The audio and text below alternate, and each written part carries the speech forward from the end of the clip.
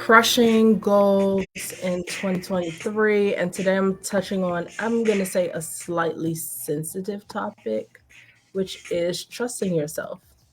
I'm in my husband's studio area. Look at me being fancy. I thought about getting a background like this for myself, but just in a different color. His is actually blue. It shows up on my screen as blue, but when he records, this shows up as black or gray. So I like the blue, but I always thought it was going to show up on my machines as black and gray like him. I guess y'all can see that a little bit, like in certain areas. But anyway, we're talking. So this is part four, day four of talking about your goals 2023. I am talking about this in March because that's a critical time for people to choose, oh, yes, I'm sticking it through. They're starting to see some success. They've organized themselves and they're like ready to keep moving forward through the year. Other people, they were very adamant on what they wanted to do, like November, December time. And they were like, yes, let's go in January. And then by March, it's like they forgot. So this is your reminder. This is your push. This is your nudge that you still have most of the year left to get like significant things done. Even if you didn't really start well, you can still end really, really well. So today I'm talking about something that's I guess a little more heady in your heart and your emotions, but trusting yourself, right? And I have, I think, four. I wrote it down because I didn't want to be on here all day. I have one, two, three, four, four major things you can do that will help you start to trust yourself. Okay. So we're going to start with the hardest one. The others are easier. So if you can follow me through this one, you can definitely get through the others. And the first is forgiving people. Most of us have dealt with naysayers, whether they're your family members, your close friends. Those are the ones that you really held on to. When a stranger or somebody that doesn't know you says something or speaks something negative over you, you can dismiss it because they don't even know you in the first place. But when it comes from like that auntie or your siblings or someone who was close to you, even like a best friend, right? And they have these negative things to say, and they likely didn't say it to you in a way that they thought was going to be perceived as negative. Maybe they felt like they were pointing something out, they were motivating you. They probably called you lazy or you don't understand stuff. Like they've put these things in your head, whether they said it explicitly or subconsciously. Like that's how you took it, and you took it in such a way that started to diminish what you thought of yourself. Now, it possibly caused a lot of resentment toward that person because they were the ones who said it. And it's likely that what they said to you had a little bit of truth in it too. That's why this hurts so bad. But what I want you to do is forgive them for saying it, right? I'm not at all saying you have to keep listening to them. I have some people in my circle who they just say whatever they want to say. And I have to take most of what they say with a grain of salt because it will totally just make you feel small, make you feel just crushed, right? And who wants that? And they feel entitled to say it because they're related to you or they've known you for a very long time. What I'm telling you is you don't have to receive any of that. Okay. What I need you to first do is acknowledge that people told you things about yourself that you've held on to.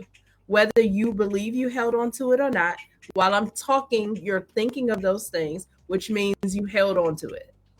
Okay. So for the people who told you you were not that smart, for the people that told you you were, like for me, oh, I was smart, but I was just book smart, right? So I can't survive in the streets. I don't know anything about all these other things. I only know stuff if I like learn it in a book. So there's tons of ways that people offend us and like really, I'm going to say, crush us internally. And these things we hold on to. So figure out ways that you're going to forgive that person for saying it, but also forgive yourself for receiving it.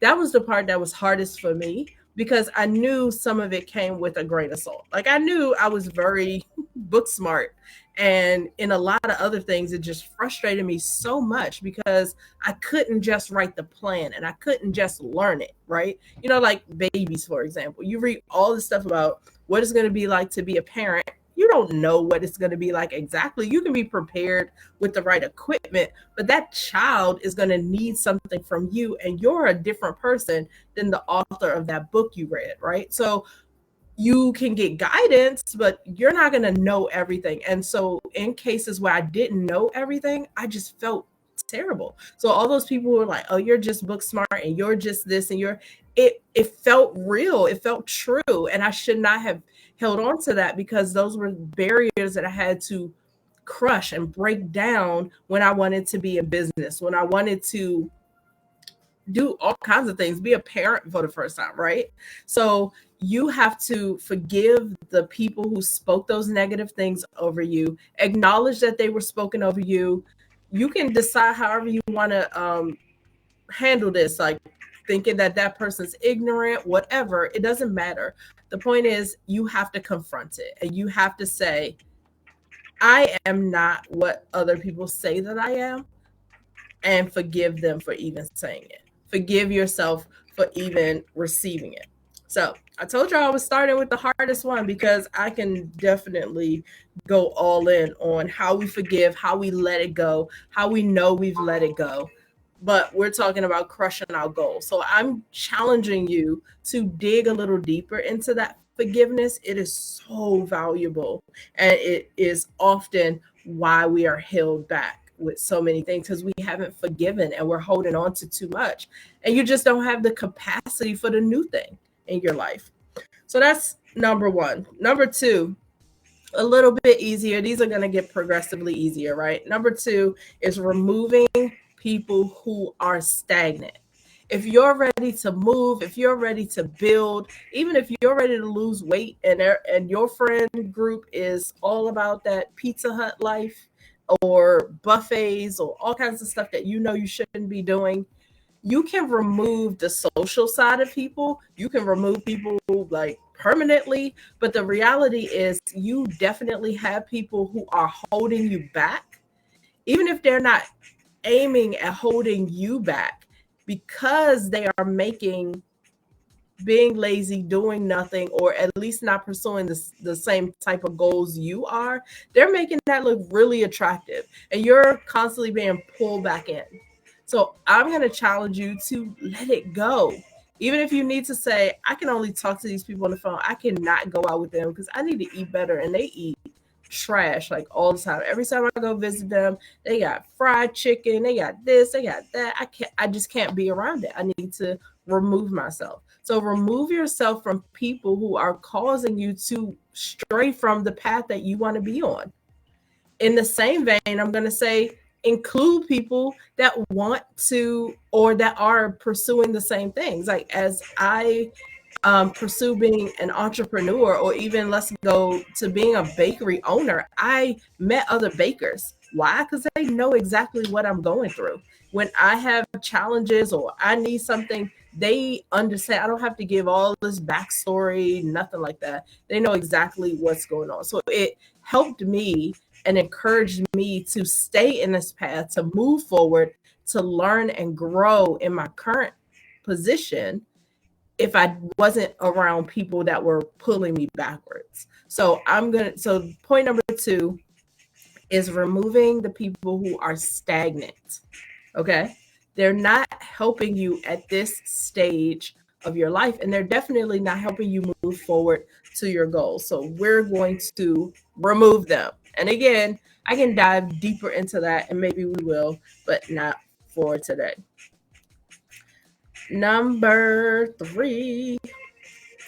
And I have two more, and these are going to be things that you can learn. So they're a little easier. You're going to do them on your own time. It doesn't involve other people. It doesn't involve you cutting anyone off, but it involves you knowing more about yourself, right? So that's the thing that I'm going to say first is learn more about who you are. And that might sound weird. Like, well, how am I supposed to learn about who I am? Well, there's some basic things about yourself that you know, whether it's your ethnicity, whether it's your religion, whether it's there's some basic things that you can learn about yourself, like your personality, your character, things that you want to grow into. You can learn more about that. So for me, my learning about myself is always going to start in the spiritual. I'm going to read the Bible. I'm going to dive deeper into who God says I am, because to me, that's the most important who I am for me, right? So if that's not for you, fine. Then who are you? How do you define yourself? And how can you learn more about that? The person who is easily swayed by others, who has a hard time forgiving, who holds on to what other people say, is also the person who is not confident in who they are. So you have to take these steps to be more confident and strong in who you are, and not allow other people to feed you who you are. So I always start with the Bible. Other things that I've done over time to research is, when I became a wife, I learned more about being a wife. Now, my books were like The Power of a Praying Wife, and things about like the spiritual connection in a couple. Those were things that I cared about at that time. When I had kids, it was about parenthood and being a mom, and just understanding the responsibility, but also some of the joys and pains that come with it. So taking the time to learn more about where you are, what stage you're in, the things that are important to you right now, your spiritual self, who God called you to be, your purpose. All of that is really important to help you be more confident. And then when you're confident about who you are and what you are, then you can set goals in your life and crush them, right? Because imagine if I was just like, okay, well, I understand parenthood a bit, and I'm going to set these goals for my kids, or for myself as a mom, or for my organization of my house. If I understand where I am, I can confidently set that goal, and I can confidently realize that goal. So that's the trajectory that I want you on. Learn more about yourself. You never can know enough about who you are, what makes you tick, things, the roles that you take on in your life. Like, as I get older, my parents are getting older. So what does that mean? What does it mean to be an adult child? What does it mean to care for parents? I don't have parents that I have to care for, meaning that they need my assistance in a, ongoing way. But I'm learning about that because all of my friends are dealing with it, and my parents are only going to get older, right? So those are things that I'm learning so I can confidently move into these new areas of my life. Even my lifestyle, I've learned a lot about that. I wanted to be an entrepreneur. I want to work from home.